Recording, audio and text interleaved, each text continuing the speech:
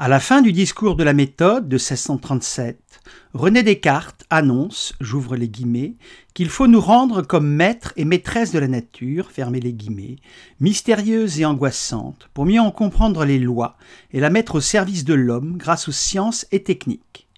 Cependant, Descartes ne tombe pas dans l'hubris et pense que l'homme ne pourra pas tout comprendre de la nature, ce que l'on observe 400 ans après, car elle est en train d'échapper à l'homme, prétentieux démiurge. Les plaques de rhizone de la biosphère sont alignées pour qu'une catastrophe planétaire d'origine humaine se réalise.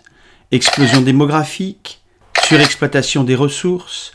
destruction des écosystèmes, réchauffement climatique global et logiquement, 6e extinction anthropique. Contrairement à ce que certains ont imprudemment annoncé, le réchauffement a été calculé dès 1906 par les premiers climatologues comme Svante Arrhenius, qui annonce une sensibilité climatique par forçage radiatif de 5 à 6 degrés, et la crise biologique annoncée dès les années 1960 par des premiers écologistes lanceurs d'alerte, comme l'océanographe Rachel Carlson aux États-Unis qui publie Silent Spring, et en France par Jean Dorst dans Avant que nature meure, et par René Dumont dans L'Utopie ou la mort. On se propose dans cette vidéo de rappeler que le CO2 est un gaz à effet de serre, puis de mettre en évidence par Exao les principaux échanges de carbone entre l'atmosphère, l'hydrosphère, la lithosphère et la biosphère, à partir de 6 expériences utilisant une sonde CO2R ou une sonde CO2O plongée dans un bioréacteur étanche et de suivre la teneur en CO2 avant et après modification des conditions initiales. Le rôle du méthane et des mécanismes agissant sur un temps long de l'ordre du million d'années, comme l'altération chimique des reliefs continentaux qui consomment du CO2 et qui n'ont pas d'effet sur le temps court, ne seront pas abordés. Les résultats expérimentaux, comparés aux témoins, vont nous permettre de construire le cycle du carbone, de comprendre les effets de l'homme sur ce cycle et ses conséquences sur le bilan énergétique et écologique de la Terre.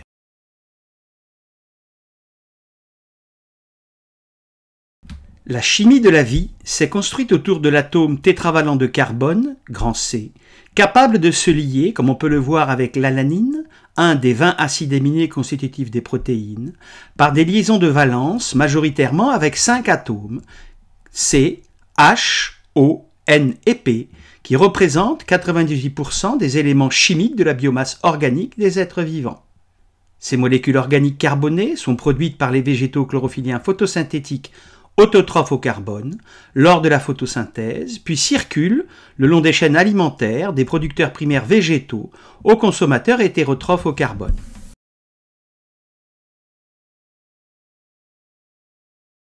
L'élément carbone C est stocké dans différentes espèces chimiques, minérales et organiques, dans les enveloppes terrestres qui constituent des réservoirs de carbone de tailles très différentes, et il s'échange à des vitesses variables lors de processus producteurs et consommateurs de carbone. Le carbone minéral se trouve sous forme de CO2 gaz à 420 ppmv dans l'atmosphère stratifiée qui en stocke 720 gigatonnes, ici dans le haut de la troposphère à 1000 mètres au-dessus des Alpes, de CO2 dissous dans l'eau sous forme d'acide carbonique H2CO3 et d'ion hydrogénocarbonate HCO3- et carbonate CO3- en équilibre dans l'hydrosphère, essentiellement océanique, qui en stocke 36 000 gigatonnes, de carbonate de calcium CaCO3 dans la lithosphère, immense réservoir de carbone qui en stocke 50 millions de gigatonnes sous forme de roches carbonatées qui remplissent les bassins sédimentaires sur plusieurs centaines, voire milliers de mètres. C'est le cas de ce plateau de calcaire éocène de 50 millions d'années qui surplombe les gorges du brillant à Minerve et qui renferme des alvéolines, foraminifères planctoniques des mers chaudes et peu profondes. Le biocarbone organique et combustible se trouve sous forme de molécules carbonées de type CXHYOZ, produites et stockées dans la biomasse des êtres vivants de la biosphère, qui en stocke environ 2000 gigatonnes, et surtout dans le biocarbone fossile du kérogène, à l'origine des roches carbonées, charbon, pétrole et gaz, qui en stockent 13 millions de gigatonnes. On voit que deux réservoirs dominent nettement les autres, les roches carbonatées et les matières organiques fossiles, et que la majorité du carbone sur Terre n'est pas en surface, mais dans les profondeurs de la croûte terrestre.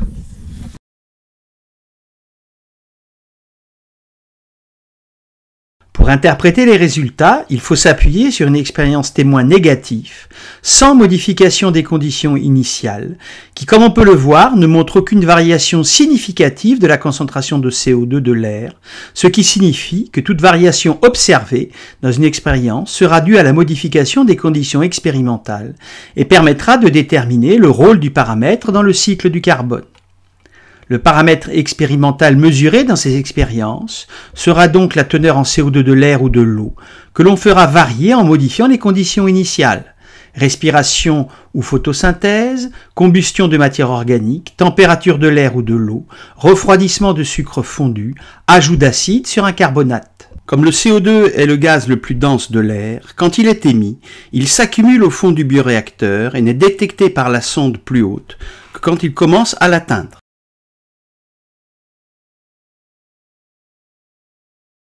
On suit dans cette expérience l'évolution de la température interne dans un pot en verre contenant l'air de la salle et dans un pot contenant l'air de la salle ajouté de CO2 avant et après éclairage avec une lampe à incandescence.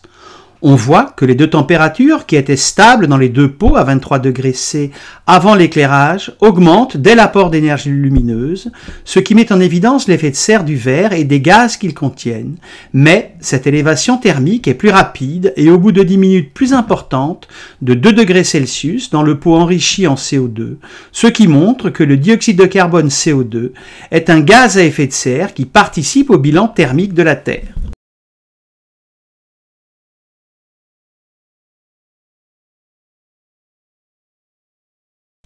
Dans cette première expérience, on s'intéresse aux échanges de CO2 entre la biosphère et l'atmosphère. On place une feuille verte dans le bioréacteur et l'on suit au cours du temps l'évolution de la concentration de CO2 gaz avant et après éclairage avec une LED. On observe à l'obscurité l'augmentation de la concentration de CO2 dans l'air par rapport aux témoins sans feuilles, ce qui est dû à la respiration mitochondriale des substrats organiques comme le glucose, consommés par les cellules de la feuille qui rejettent du CO2 selon l'équation bilan CH2O plus O2 donne CO2 plus H2O plus énergie chimique. Par contre, à la lumière, alors que la respiration se poursuit avec la même intensité, la concentration de CO2 baisse, ce qui est dû à la photosynthèse brute des cellules chlorophylliennes de la feuille, qui consomment dans leur chloroplastes le CO2 pour produire des glucides selon l'équation bilan CO2 plus H2O plus énergie lumineuse donne CH2O plus O2. À la lumière, le CO2 de l'atmosphère est incorporé par la photosynthèse dans des molécules organiques carbonées de la biomasse végétale de type CXHYOZ, dont des glucides, qui circulent ensuite le long des chaînes alimentaires, des producteurs primaires aux consommateurs, puis aux décomposeurs. La sonde CO2 mesure l'intensité de la photosynthèse nette, PN, différence entre la photosynthèse brute, PB, réelle, et la respiration R, soit Pn égale Pb moins R. On voit donc qu'à la lumière, les feuilles consomment davantage de CO2 par la photosynthèse qu'elles n'en produisent par la respiration. En effet, à l'échelle de la biosphère, la photosynthèse fixe 62 gigatonnes de carbone par an, alors que la respiration et les fermentations n'en émettent qu'environ 60 gigatonnes. Les végétaux verts sont donc des puits de carbone, et l'on comprend ainsi que la déforestation d'origine humaine augmente la concentration de CO2 en laissant dans l'atmosphère du CO2 qui aurait dû être fixé par la photosynthèse. La biomasse, majoritairement végétale, représente donc une forme de stockage du CO2 atmosphérique sous forme de matière organique carbonée de type CXHYOZ, dont la plus grande partie est oxydée et retourne sur un temps court dans l'atmosphère sous forme de CO2. Dans cette deuxième expérience, on s'intéresse aux échanges de CO2 entre l'atmosphère et la biosphère et aux conséquences des combustions naturelles ou anthropiques sur la teneur en CO2 de l'air. On suit au cours du temps l'évolution de la concentration en CO2 dans l'air du bioréacteur avant et après dépôt d'un morceau de charbon incandescent. On observe que la combustion du charbon, du pétrole, du gaz ou du bois s'accompagne d'un dégagement de CO2 dans l'atmosphère d'environ 3,6 tonnes de CO2 par tonne de charbon, selon l'équation bilan C plus O2 donne CO2 plus énergie thermique. On en déduit donc que la biomasse fossile et vivante stocke le CO2 sous forme organique, CXHYOZ. La combustion par l'homme de la biomasse fossile s'accompagne de l'émission de CO2 dans l'atmosphère d'environ 5 à 6 gigatonnes par an, donc d'une augmentation de l'effet de serre et de la température. Comme on peut le voir avec les données d'émissions atmosphériques de carbone en gigatonnes par an, donc de CO2 depuis 1760, la teneur en dioxyde de carbone augmente de façon exponentielle depuis 1850, puis encore plus depuis 1950, pour atteindre 420 ppmv en 2023, avec environ 3 ppmv par an de CO2 en plus dans l'atmosphère. Ces rejets anthropiques, qui ont considérablement augmenté avec la combustion du charbon lors de la révolution industrielle en 1760, continuent d'augmenter avec la combustion actuelle du charbon, du pétrole et du gaz, ce qui a fait passer la concentration de CO2 de 280 ppmv à 420 ppmv, soit 1,5 fois plus, et élever la température moyenne de la Terre d'au moins 1,25 degrés et celle de la surface des océans d'environ 0,9 degrés Celsius.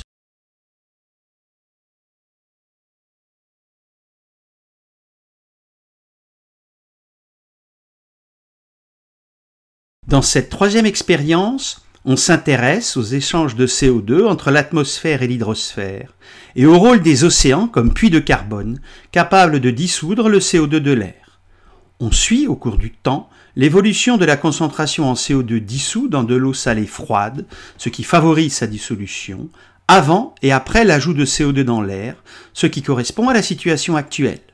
On observe, par rapport aux témoins, l'augmentation lente de la concentration de CO2 dissous dans l'eau froide. Le CO2 gaz se dissout lentement dans l'eau, se transforme en acide carbonique H2CO3 qui se décompose en ion hydronium H+, en hydrogénocarbonate HCO3- et carbonate CO3- selon l'équilibre des carbonates qui dépend du pH. Les ions carbonates CO3- s'associent aux ions calcium Ca2+, et magnésium Mg2+, pour former les carbonates de calcium CaCO3 et de magnésium MgCO3 des coquilles et testes des organismes biocalcifiants, du plancton et des mollusques. Or, davantage de CO2 dissous, donc d'ions H+, signifie que le pH de l'eau de mer diminue. Les océans deviennent plus acides, et ceci est largement confirmé par les mesures. La dissolution du CO2 atmosphérique dans les océans, d'environ 92 gigatonnes par an, est favorisée aux basses températures. Elle extrait du CO2 de l'atmosphère, ce qui fait baisser l'effet de serre et donc la température. Les océans stockent le CO2 atmosphérique sous forme de CO2 dissous, d'acide carbonique et d'ions hydrogénocarbonate et carbonate. La même expérience avec une sonde CO2-air montre que la teneur en CO2 de l'air diminue quand la température de l'air baisse. Or, la capacité thermique de l'eau est 4 fois supérieure à celle de l'air, ce qui signifie que l'eau de l'océan peut absorber 4 fois plus d'énergie que l'air avant que sa température n'augmente de 1 degré.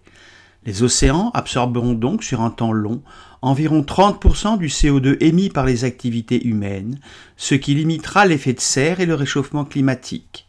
Cependant, le CO2 est un gaz acide qui, combiné à l'eau, donne de l'acide carbonique H2CO3 qui se dissocie en ion hydronium H+, qui acidifie les océans dont le pH baisse et provoque la mort de nombreux organismes biocalcifiants, coraux, plancton, mollusques.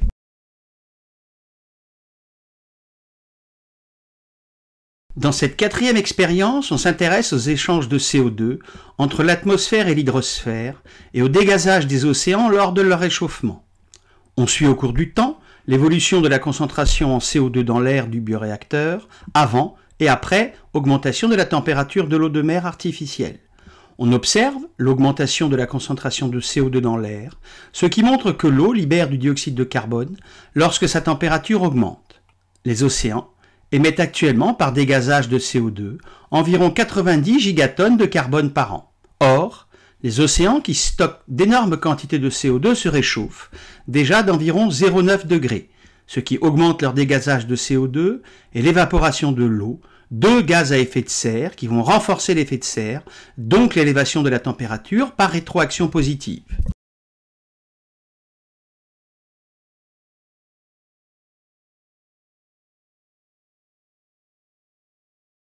Dans cette 5e expérience, on s'intéresse aux échanges de CO2 entre l'atmosphère et la lithosphère carbonatée, immense réservoir de carbone formé par les roches carbonatées communément appelées calcaires, composées de carbonate de calcium CaCO3 et de carbonate de magnésium MgCO3, qui remplissent les bassins sédimentaires, comme ici le bassin de Paris, dont provient ce morceau de craie.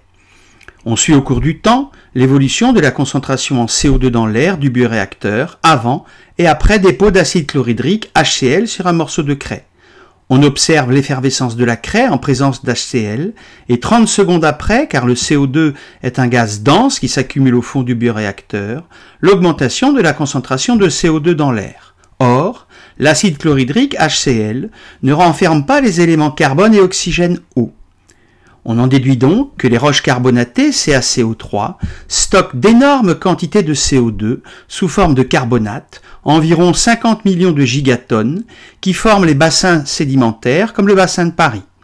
Ces calcaires, formés par précipitation biologique des carbonates, libèrent une mole de CO2 par mole de CaCO3, mais leur dissolution par les eaux de ruissellement, acides, consomme une mole de CO2 par mole de CaCO3 et creuse le relief uniforme karstique caractéristique des régions calcaires, ici dans les calcaires éocènes de Minerve.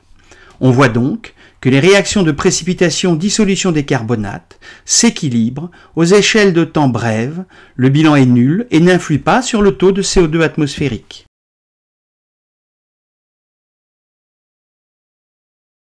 Dans cette dernière expérience, on s'intéresse aux échanges de CO2 entre l'atmosphère et la lithosphère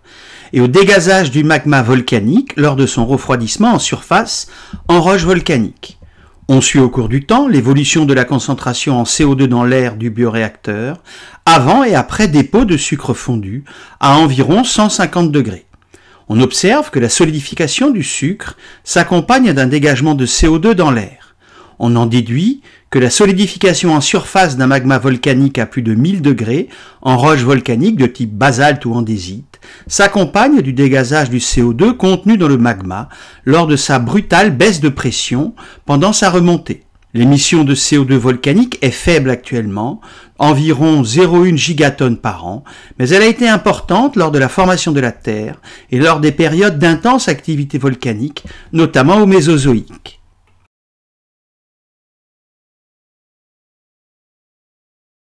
L'ensemble de ces mesures nous permet de voir que l'apport en CO2 du volcanisme est limité actuellement, que la précipitation des carbonates et leur dissolution se compensent, que la photosynthèse et la respiration se compensent également, mais que les combustions anthropiques et la déforestation produisent du CO2 et que le dégazage du CO2 dans les océans est favorisé par leur réchauffement.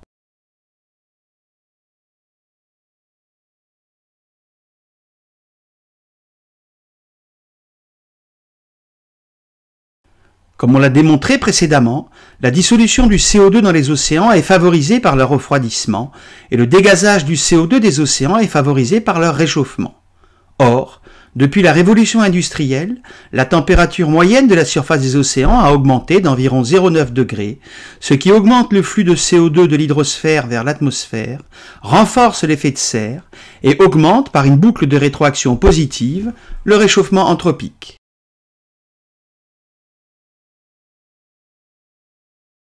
On mesure dans cette expérience le pouvoir réfléchissant appelé albédo de surface, de couleurs et de textures différentes.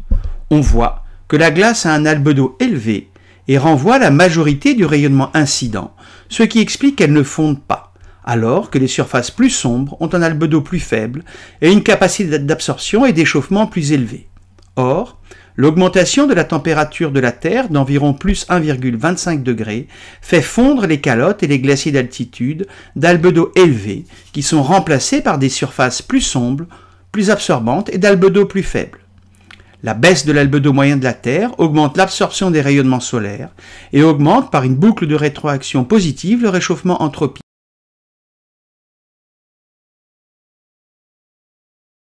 Le cycle complexe du carbone pré-industriel était équilibré. La teneur atmosphérique en CO2 stable autour de 280 ppmv et l'effet de serre modéré maintenait une température moyenne au sol de 15 degrés.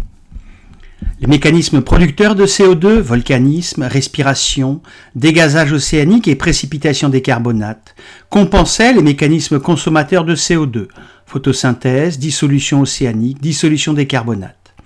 L'homme, par la déforestation généralisée et la combustion de carbone fossile piégé sur un temps long, durant plusieurs millions d'années, rejette depuis 250 ans, donc sur un temps court, d'énormes quantités de CO2 dans l'atmosphère, ce qui a déséquilibré le cycle du carbone et provoque depuis l'augmentation lente d'abord, puis exponentielle, de la teneur en CO2 de l'atmosphère qui dépasse en 2023 420 ppmv.